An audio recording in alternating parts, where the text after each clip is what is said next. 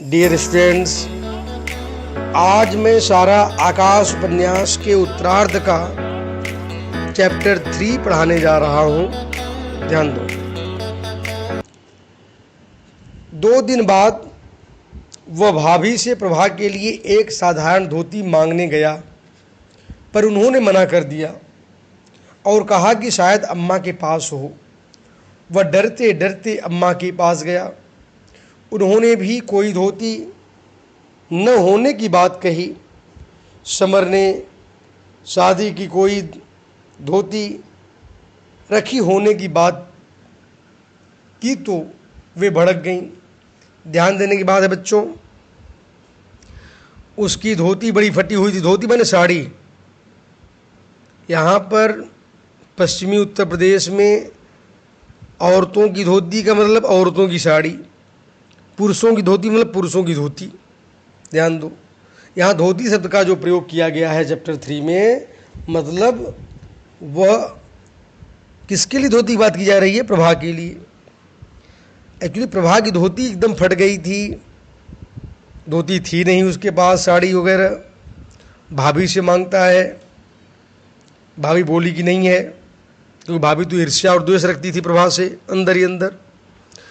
और अपनी माँ के पास समर मांगने गया प्रभा के लिए धोती,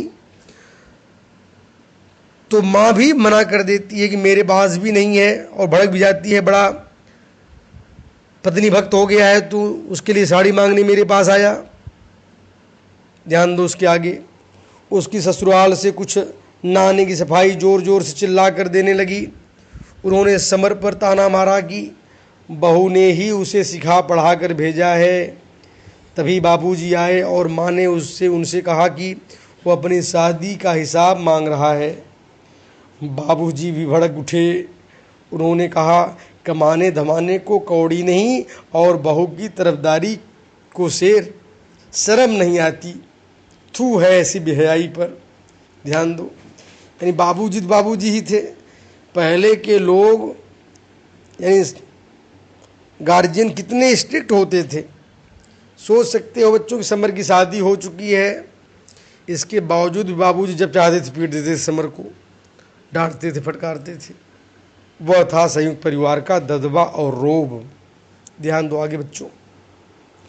बाबूजी चले गए, समर अपनी कोठरी में आ गया। किसी तरह समय निकाल कर प्रभा वहाँ आ गई। उसने कहा कि उसके पास साड़ी है, पर घर के काम में उन्हें पहनना उसे अच्छा नहीं लगता। तभी नीचे से ताना भरी आवाज़ आई, अब कहाँ गायब हो गई? बहू दाल उफन उफन कर चूल्हे में जा रही है, इसे उतार कर ही खसम से बतियाने चली जाती। यानी सास जी भी कम हिटलर नहीं थी बच्चों। सास बोल रही, खसम माने अपने पति से, यानी तुम ऊपर गई अपने पति से बात कर रही हो, पहले दाल को देख लो ठीक से, भोजन बना लो पहले ठीक से। इसके बाद समर को गुस्सा आ रहा था। वह कल्पना करने लगा कि काश उसे कोई गड़ा हुआ खजाना मिल जाता तो उन सब की नाक पर रुपया लाकर ठूंस देता और कहता, लो चबाओ। पर कल्पना तो कल्पना ही होती है। वह टूट गई और हकीकत सामने आ गई। उसने अपने मैट्रिक के सर्टिफिकेट को गोल मोल करके जेब में रखा और एम्प्लॉयमेंट एक्सचेंज चला गया। अब उसे अपना भाग्य आजमाने को इच्छा हो रही थी। वहाँ मेले जैसा कोलाहल था, बहुत भीड़ थी। भीड़ के किनारे जाकर खड़ा हुआ था कि किसी ने कंधे पर हाथ रखा और कहा, कहिए स्वयं सेवक जी कैसे हो? पर उन सज्जन को पहचानने में गलती हुई थी। भीड़ का कारण पूछने पर उन्होंने बताया कि मजदूरों और क्लर्कों की भर्ती है। सामने बोर्ड पर अनेक नौकरियों के नाम के आगे क्रॉस लगे थे। बढ़ई 10, मजदूर 50 तथा 3 क्लर्कों की आवश्यकता थी। और भीड़ इतनी ज़्यादा थी कि अंदर जाना भी संभव नहीं था। 63 पदों के लिए 3000 से ज़्यादा उम्मीदवार। उसका नंबर कहाँ आता? उन्होंने इनमें से कोई एम्प्लॉयमेंट ऑफिसर का भांजा होगा, कोई भतीजा, थोड़ी दूर साथ साथ लौटने पर उन साहब ने उससे कहा था कि इन नेताओं को शर्म नहीं आती जो कहते हैं कि यह भारत स्वतंत्र है, उसके निर्माण के लिए इंजीनियर, डॉक्टर, मशीन चलाने के लिए लोग और वैज्ञानिक। सच तो यह है कि ध्यान देने की बात है, उन्हें किसी की ज़रूरत नहीं है। उन्हें तो बस अपनी कोठियों की क्यारी हरी भरी रखने के लिए माली चाहिए था, गाड़ी चलाने के लिए ड्राइवर। ध्यान देने की बात है बच्चों। इस तरह से लेखक ने दिखाने का प्रयास किया हमारे देश में जनसंख्या बढ़ती जा रही है तेजी से। ये जनसंख्या विस्फोट जो है, पॉपुलेशन एक्सप्लोजन, यानी आने वाली नौकरियों को सब खा जाएंगी। ऐसी स्थिति होगी जिस तरीके जनसंख्या बढ़ रही है, 1-1 करोड़ 2-2 करोड़ हर साल बढ़ रहे हैं।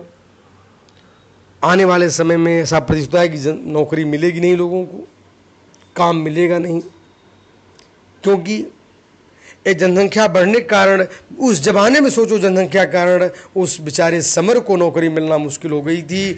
आज तो स्थिति कितनी भयंकर होगी, स्थिति इतनी भयंकर होगी कि जहां पर लगभग 130-135 करोड़ आबादी पहुंच चुका है इस देश में, आने वाले समय में क्या हश्र होगा। अगर जो पढ़ने बच्चे अच्छे होंगे शायद उन्हीं को नौकरी मिलेगी, नहीं तो फिर एम्प्लॉयमेंट की प्रॉब्लम तो बढ़ती ही जाएगी दिन प्रतिदिन, और कोई इसको रोक नहीं पाएगा अगर जनसंख्या कंट्रोल नहीं किया गया तो। ध्यान बच्चों, उनका गुस्सा समर के साथ सहला रहा था। ठीक ही तो है, जिनकी इच्छा आगे पढ़ने की है, कुछ बनने की है, उनके पास न साधन है न सुविधाएं। उसने भी कितने बड़े बड़े सपने देखे थे।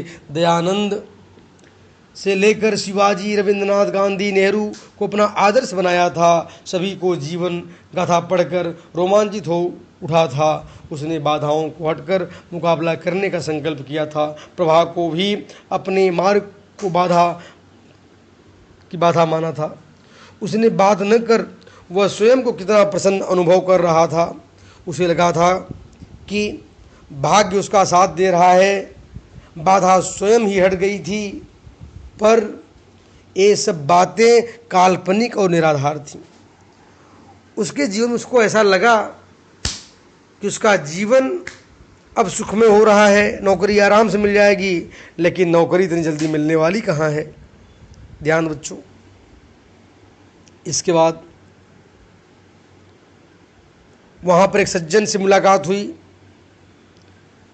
वह सज्जन सीरीज थे, लेकिन अभी उसका गहरा संपर्क नहीं हो पाया था सीरीज से। इसके बाद नौकरी कोई गुंजाइश नहीं हुई, बेचारा वह घर आ गया समर। दोपहर बाद समर जब घर आया तो अमर डाकिए से पत्र लेकर अंदर जा रहा था। समर ने उससे वह पत्र लिया। पत्र जोधपुर से प्रभा की सहेली रमा का था।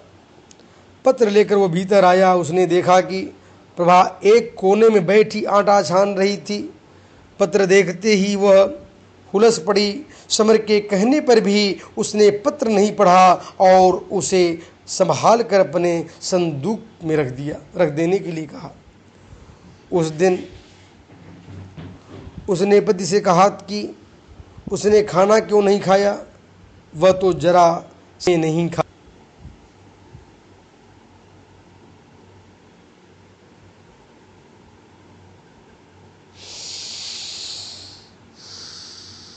हाँ, ध्यान देने बात है, वह तो जरा गुस्से में नहीं खाते और उनके लिए वह भी भूखी बैठी है। जब समर को पता चला कि प्रभा ने खाना नहीं खाया है तो उसने उसकी असफलता, थकान और मन की सारी थकान पिघल गई।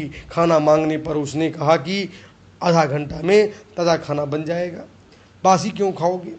उसने कहा वह चाबी लो, वह बक्से में अधिक उथल पुथल मत करना। यानी बक्से की चाबी देती है, बक्सा में क्या पत्र है नहीं है, यह सब चीज़ समर देखना शुरू करता है। ध्यान देने की बात है। ताला खोलकर पत्र संदूक में डाल दिया। फिर इच्छा हुई कि वह देखे संदूक में क्या क्या रखा है। रेशमी और सूती 4-5 साड़ियाँ, ब्लाउज, कागज, दूसरे डिब्बियों में आने जाने क्या क्या रखा था। महान महिलाओं के जीवन चरित्र पर वह एक पुस्तक, गांधी जी की आत्मकथा और प्रेमचंद की रंगभूमि आदि किताबें थीं। ध्यान दो, समर की पत्नी प्रभा कितनी पढ़ी लिखी थी, इससे अंदाजा लगाया जा सकता है। जो महान महान हस्तियों की किताबें उसके संदूक में था। सब पर भेंट के साथ साथ उसके हाथ में भी लगा। प्रभा रंगभूमि में एक पत्र रखा था, भेजने वाले का नाम प्रभा था। साल भर बाद समर ने अपनी पत्नी का लेख देखा, जो जल्दी में लिखा होने पर भी सुंदर था। ध्यान दो, यानी प्रभा ने पत्र लिखा था अपनी माँ या अपनी सहेली को देने के लिए, वो भेज नहीं पाई थी। एक जो उपन्यास था रंगभूमि, उस रंगभूमि उपन्यास में बेचारी रख दी थी। तब उस प्रभा की हैंडराइटिंग को देखा कि वाकई कितनी खूबसूरत हैंडराइटिंग थी, जबकि जल्दी में लिखी थी। वो प्रभा बहुत प्रभावित हुआ उसकी हैंडराइटिंग से। यानी प्रभा पढ़ी लिखी थी, क्वालिफाइड थी। ध्यान देने की बात है। समर ने देखा वह पत्र रमा के लिए लिखा गया था, जिसमें प्रभा ने विद्यालय की बातों की चर्चा की थी। संसार की हर अच्छी चीज़ चाहने की कल्पना, विभावुकता भरे सपने। किसी भी लड़की की शादी होती तो सोचा करती थी कि मेरा पति तो प्रोफेसर होगा, कहीं अफसर होगा, किसी बड़ी कंपनी का मैनेजर होगा। क्या क्या कल्पनाएं की थी सुखी गृहस्थी की, पर सब कितना झूठ था। कल्पनाएं सच नहीं होती। हमारी हर हंसी पर भाग्य दांत पीसता है। हम रोते हैं, वह खिलखिलाता है। कविता में बोलूं तो कहूँगी कि उन सभी बचपने की सपनों के दिए आज यथार्थ के विषैले धुएं में घूंट घूंट कर बुझ गए हैं। यानी इससे स्पष्ट होता है बच्चों कि प्रभा अपनी सहेली के साथ तमाम प्रकार के स्वप्न देखी थी, कल्पनाएं की थी कि जीवन ऐसा होगा। प्राय टीनेज में बच्चे खूब कल्पना करते हैं। टीनेज में बच्चे आने पर बड़ी कल्पना करते, मेरा जीवन ऐसा होगा, प्रोफेसर बनूंगा, यह करूंगा। लेकिन यथार्थ जीवन कुछ और होता है बच्चों। प्रभा के जीवन से मालूम हो जाता है। ध्यान देने की बात बच्चों। आगे समर ने पत्र को ज्यों का त्यों रख दिए। रात को उसने अपने बारे में प्रभा की इच्छा जाननी चाहिए कि वह आगे भी पढ़े या नौकरी कर ले। प्रभा चाहती थी कि समर खूब पढ़े, कम से कम यमए तो पास कर ले, फिर उसे कहीं अच्छी नौकरी मिल जाएगी। समर ने कहा कि वो यमए अवश्य करेगा, चाहे उसे नौकरी के साथ साथ, यानी नौकरी के साथ साथ कुछ और भी क्यों न करना पड़े। यानी बात यह बच्चों, प्रभा ने उसके पढ़ने में जोश डाली, एक उमंग पैदा की। किसके? बताओ बच्चों, यहां पर है समर के जीवन में। कहा था ना, प्रत्येक महापुरुषों के जीवन में यानी उसकी पत्नी की बहुत बड़ी भूमिका होती है। तो वाकई समर की जिंदगी में भी प्रभा की भूमिका है बच्चों। आगे समर चाहता था कि प्रभा उसकी हिम्मत बढ़ाती चले, वह दुनिया के सब काम कर लेगा। वह निराशावादी रहा है, क्योंकि वह कभी भी किसी ने उससे प्यार और प्रोत्साहन का एक शब्द भी नहीं बोला।